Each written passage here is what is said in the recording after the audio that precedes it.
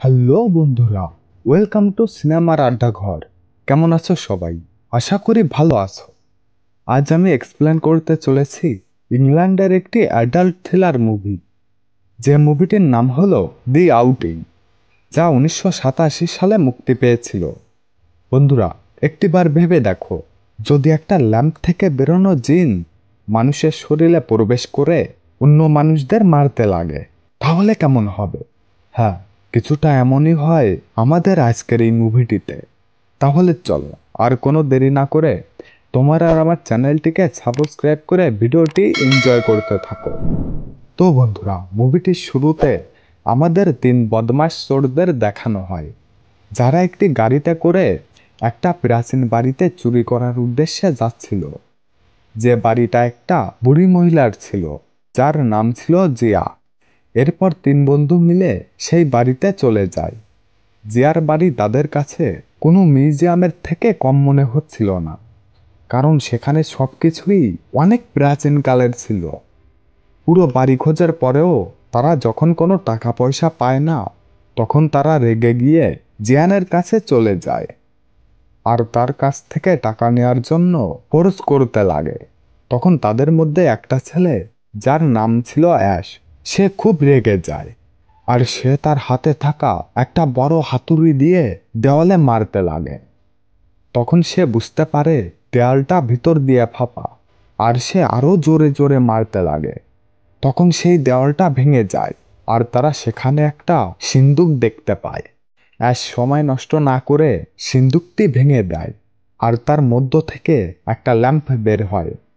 তখন জিয়ানের হাতে থাকা চুড়িটি চমকাতে লাগে। এটা দেখে অ্যাশের এতটাই রাগ হয়ে যায় যে সে তখন জিয়ানকে মেরে দেয়। তারপর জিয়ানের হাত থেকে সেই চুড়িটি খুলে পড়ে যায়।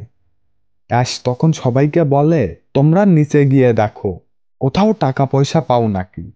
অ্যাশের কথা শুনে তার বন্ধুরা চলে যায় আর অ্যাশ সেই ল্যাম্পটির মুখ খুলে দেয়। তখন সেটা দিয়ে ধোঁয়া বের হতে লাগে। আসলে তখন ল্যাম্পের জিন বাইরে বের হচ্ছিল।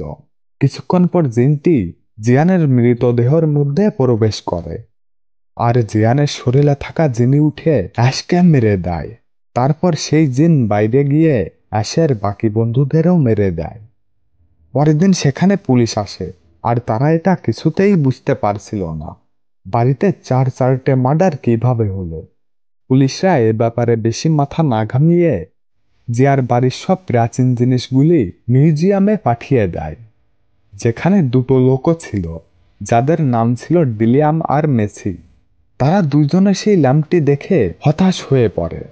তখন মেসি বলে, এত প্রাচীন ল্যাম্প এখানে আসলো কিভাবে? কুছ তো গড়বড় হে দয়া। তারা সেই ল্যাম্পটি নিয়ে তাদের ল্যাবে চলে যায়। সেখানে গিয়ে তারা ল্যাম্পের কিছু পিকচার তুলতে লাগে। তখন ভিলিয়ামের মেয়ে লিনা সেখানে চলে আসে, কারণ আজকে তারা বাপ আর মেয়ে মিলে সিনেমা দেখতে যাবে বলেছিল। তখন ভিলিয়াম বলে, আমি কিছু প্রাচীন জিনিস দেখছি, তাই তুমি আমাকে ডিস্টার্ব করো না। এটা শুনে লিনা মন খারাপ করে বলে, তুমি আমার কোনো কথাই শোনো না। এখন যদি আমার কাছে একটা জিন থাকতো, তাহলে আমি তাকে বলতাম, তুমি আমার বাবাকে মেরে দাও। এটা শুনে ভিলিয়াম দুঃখী হয়ে পড়ে।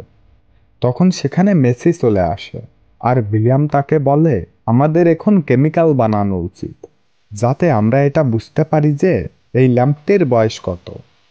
এটা বলে তারা ওখান থেকে চলে যায়। তখন লিনা সেই চুড়িটি দেখতে লাগে, যেটা এখনো জ্বলজ্বল করছিল। এটা দেখে লিনা সেই চুড়িটি পরে নেয়। তখন ল্যাম্পের মুখের ঢাকনাটাও নড়চড় করতে লাগে। তখন লিনা চুড়িটি খোলার চেষ্টা করছিল, কিন্তু সেটা কিছুতেই খুলছিল না। তখন সে ল্যাম্পটি হাতে নিয়ে রাখে। এর পরের সিনে আমাদের লিনা আর তার বিয়েকে দেখানো হয়, যারা আজকে ইন্টিমেট হওয়ার জন্য একটা হোটেলে যাচ্ছিল।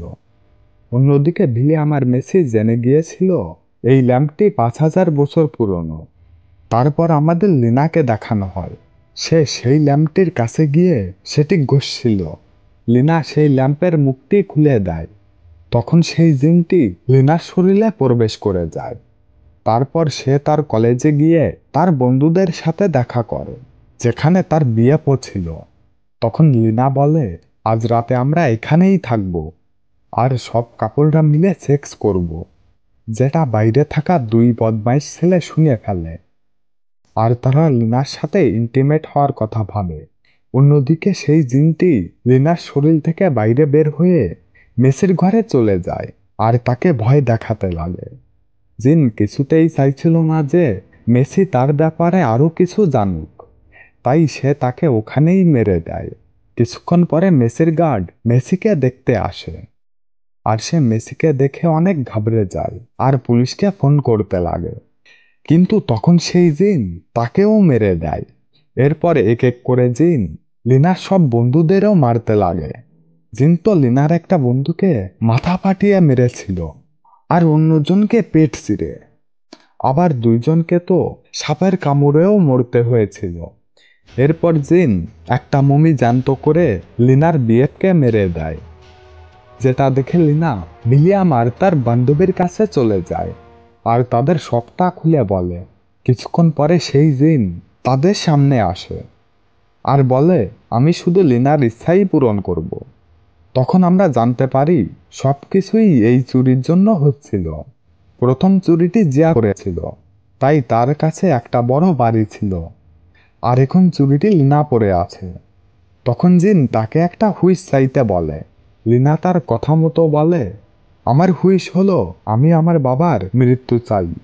এটা শুনে জিন ওই তিনজনের পিছনে পড়ে যায়। তখন তারা তিনজনে মেসির ল্যাবে যায়, যেখানে মেসির কম্পিউটারে লেখা ছিল, যদি এই জিনটাকে মারতে চাও তাহলে ওই ল্যাম্পটিকে আগুনে পোড়াতে হবে। এটা দেখে সবাই ওই ল্যাম্পটি নিতে চলে যায়। এর মধ্যেই উইলিয়ামকে জিন মেরে দেয়, আর এখন সে লিনার বান্ধবীকে মারতে যাচ্ছিল। কিন্তু ঠিক সময়ে লিনা ল্যাম্পটি আগুনে পুড়িয়ে দেয়, যার কারণে জিনের মৃত্যু হয়ে যায় আর উইলিয়ামের বান্ধবী বেঁচে যায়। জিন মানুষদের মারতে ভালোবাসতো, তাই সে লিনার সব ফ্রেন্ডদের মেরে দিয়েছিল। কিন্তু জিনের একটা ভালো দিকও ছিল, সে তার মালিক বা মালকিনদের ভীষণ ভালোবাসতো, আর সে তাদের জন্য সবকিছুই করতে রাজি ছিল। তো বন্ধুরা, এটা দেখিয়ে আমাদের আজকের এই মুভিটি এখানেই শেষ হয়ে যায়। আশা করি ভিডিওটি তোমাদের ভালো লেগেছে, আর যদি ভিডিওটি ভালো লেগে থাকে তাহলে ভিডিওটিকে একটি লাইক ও তোমার আর আমার চ্যানেলটিকে একটি সাবস্ক্রাইব করে আমাদের সাথে থেকো।